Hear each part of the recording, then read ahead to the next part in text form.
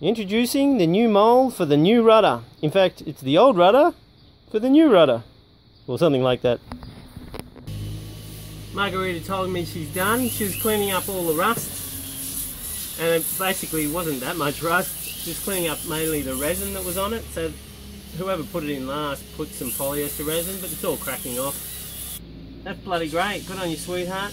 You did an excellent job. I just attacked the rudder frame. I attacked it with this bad boy. How good's this? It's all nice and shiny. Unfortunately, bad news. Budget's anyway. We all know my budget. Are we familiar with what we call the S-bend? You know, the base of the toilet? Okay, that's where my budget is. Okay, so I'm just going to use ordinary expanding foam in the can because it's cheap, and getting a proper closed cell structural foam, it doesn't need it. It's just I wanted it just in case I bottomed out and I wrecked the rudder or damaged the rudder. You wouldn't get so much salt ingress into the rudder, but no such luck. So what I'm going to do is I'm going to seal this with some epoxy and milled fibres. I'm adding the milled fibres because it adds structure. So it's like tiny little fiberglass strands, and it'll make it hold on to the rudder better. So I'm just going to seal it up, so if I do prang the rudder and I do get water in, I'm not going to have any corrosion issues around all the welds. The welds are good, and look, it's probably had the water in there for 20 years and there was no dramas. So this is a bit of an extra precaution, a bit like a barrier coat for osmosis, except this is a barrier coat to get away the vicious chloride ion, or to keep the vicious chloride ion away. Okay, we all paying attention? Right, good. This is very scientific. What we got to do is we get a handful and a half of epoxy resin and a few very generous pinchfuls of milled fibres. Right, got it? Good. Rain's coming. Always when I get a resin on, rain's gonna come. Yeah, that's a gust front. And more rain. This rudder isn't gonna fix itself. Now if you look in here, maybe up there, these struts or ribs or whatever you call them, they're sitting up from the mould. So that means when we turn the rudder, all the force is going to be on this point here, which is pinned, and the very end, which is just going to touch here and here. Now it's been okay for 42 years, but what I'm going to do is I'm going to make some feet out of thickened epoxy. So I'm just going to pile it up in here, rip this axle out, pile it up, and then when I plonk it back in, it'll just make these feet, and that'll set, and that'll share the load a little bit better. Yeah, that's what I'm going to do. And I'll do the same to the top too, because it doesn't match the top either. It's about a centimetre gap. Let's do it. We'll make it all good, make it all really solid, and then we're going to pump it full of shit foam. I know, dodgy, but it's only a filler. It's not structural. We can't always have what we want. To get a good paste, just keep on adding the glass microspheres until it thickens up. Nice thick paste. I'm just laying 4 narrow strips of paste, just where the ribs will go, so when I put in the rudder frame, they'll sit on these and make a nice snug fit with the rudder mould.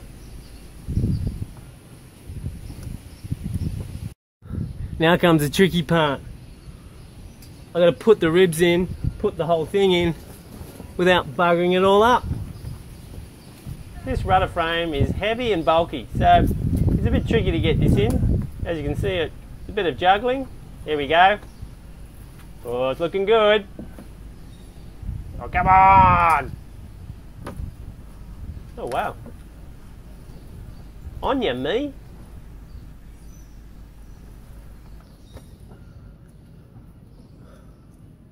Well, that's got to be a first. Now to clean up this paste with a very scientific instrument, i.e. my finger. And now I'm laying more paste on the upper side of the ribs for the other side of the mould. Ready to squeeze it together. Alright.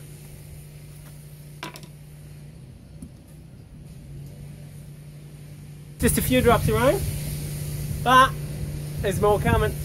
So I've got to put some pressure on this. Bloody good. Done. It's a mad dash. I got the rudder covered just in time. I was just letting it set before I fill it up with foam. I don't want to fill it up with moisture just yet. Be back right where I started. Tools are undercover. As you can see, look at that tarp leaking. That's my water collection, and it collects underneath the tarp. I don't even know why I put it there.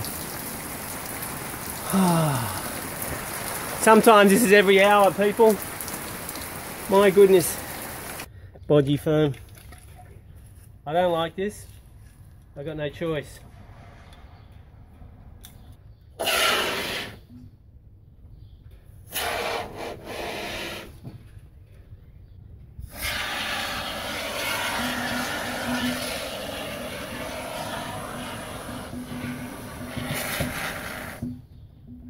This is Bob. Now, without word of a lie, Bob is my greatest contributor. He's also come around here to help detail the mast because Margarita's out of action. Good on you, Bob. Why are you here supporting me, little old me? Why? Oh, you're doing the kind of thing I always wanted to do, wasn't able to.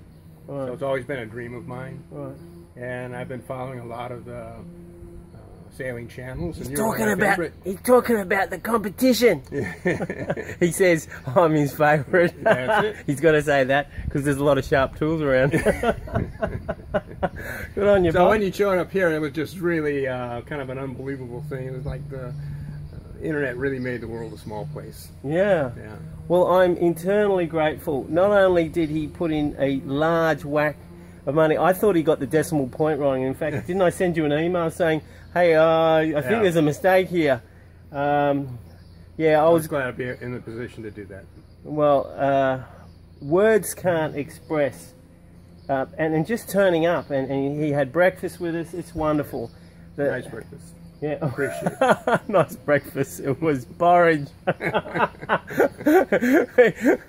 right. Well, look, good on you, Bob. Look, thank you very much. Yeah, thanks. It just seems too cheap. I don't know what else to say. Yeah. I'm glad I'm able to do it. All right. Well, good on you. Yeah, good people. All right. Thanks. G'day, people. Another fan has dropped by. I feel always a bit funny when I say fan. It makes me feel all hoity-toity. But anyway, this is Frank. Frank from Sarasota. Absolutely. Another wonderful Floridian who's offering time and 4x8 tables, which I'm going to use for doing the rudder tomorrow. So we're going to see him tomorrow. So, Frank, why are you supporting us? Why are you helping some curly-headed crazy person such as myself? Because I saw Margarita and I felt really bad for Margarita. I'm here for Margarita. Oh. Who are you again? What's it? Paul? Paul? That's a bit harsh, isn't it, people? No, that's not right. harsh at all. You can say anything with a smiling face. You know, I've been watching Peter for years. And you know what? I just wanted to see him because, you know, I'm here to help.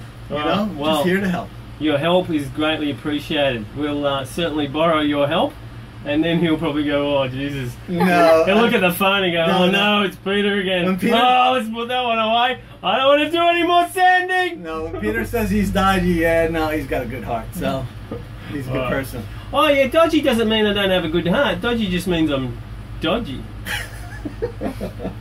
Wow, look at that blue sky behind me, people. But don't be fooled like I am every day of the week.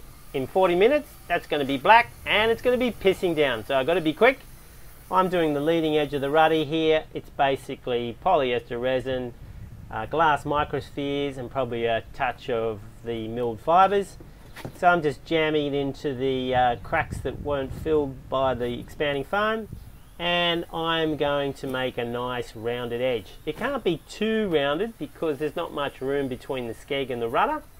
So I'll make it as good as I can make it. But the secret is peel ply. Here we go. We put it on and then you can massage it into a really, really nice shape. So your sanding is going to be minimal. Oh, come on, hurry up. Dum-de-dum-dum-dum-dum-dum. Well, basically you leave the peel ply on until it sets, and you got to make sure it sets, so it's got to be hard as, and then it just peels off and it leaves a beautiful finish, and hopefully no sanding.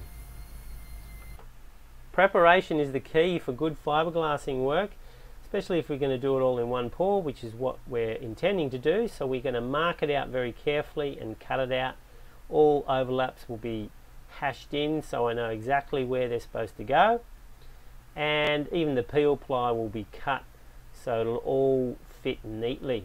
Now notice it's on cardboard. I can't lay the fiberglass onto the wooden bench tops because, believe it or not, even though they seem smooth, they'll pull all the strands of fiberglass out and make it a complete mess. So we're going to go overlap one side, the other side's going to be neat, so it should go to this edge, and this one will fold over. Same on the top, we're going to have 2 overlaps just to try and clean this up. Just down here, just trying to clear that up, and same thing on the other side. Ready to have some fun? Just put in the hardener. I used 1.25%, so 12.5 mil for the litre. We'll probably do 2 pots. I'm thoroughly wetting out the rudder because my squeegee was 97 cents, and a good rubber one is what is needed for the job, which is about 20 bucks. So that's why I went with the 97 cent option. So I wet it out and then I'll drop it onto the glass, and it'll just make it easier for me to get the glass thoroughly wet. Here I just laid an additional strip along that leading edge. I know that when you're scraping barnacles off, this is going to get chipped quite badly, so I'm going to make this as strong as I can. And now we're going to wet out the other side, and then the scientific term is to kerplonk it onto the glass.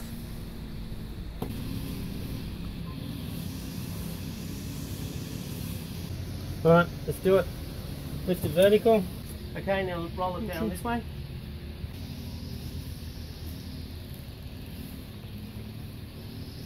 Botched up here a bit because it's too loose on the back side, so I'm going to have to solve this problem.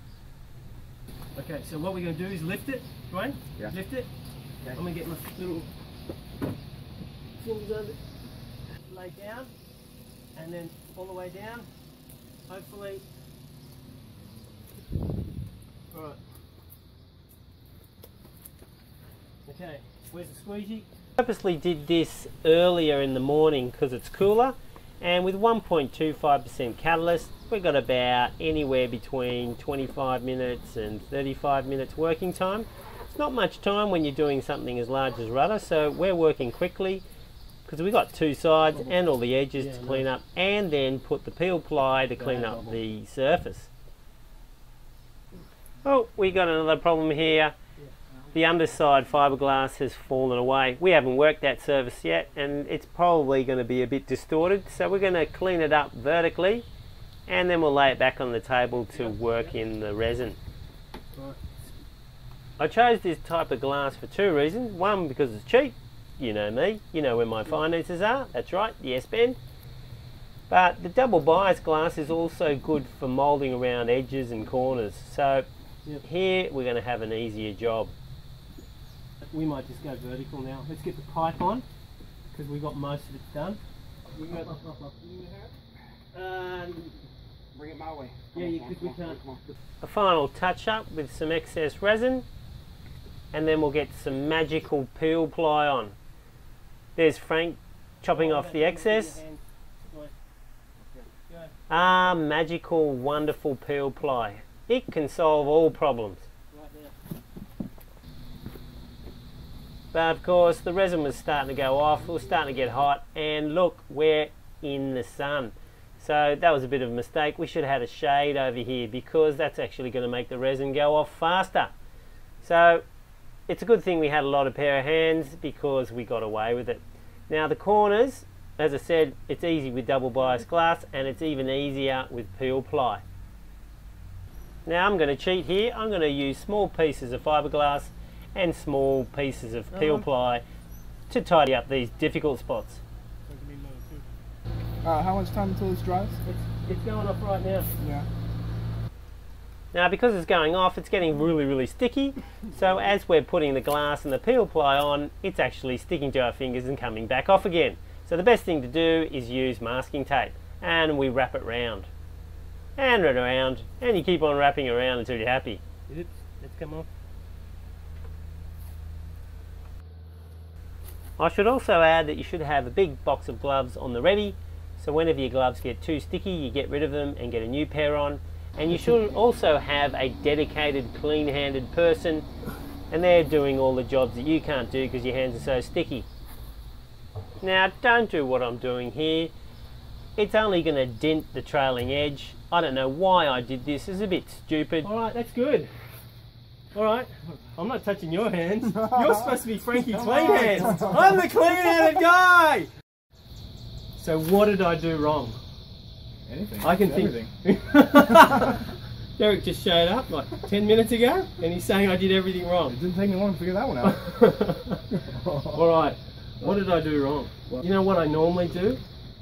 We run through a dry run, and we see them snakes. So the first thing was, I painted the wrong bloody side, right?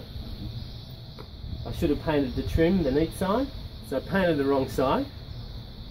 But, you know, we had lots of hands, so we could get away with it. So, but don't do what I do. Do a dry run. Do 2 dry runs.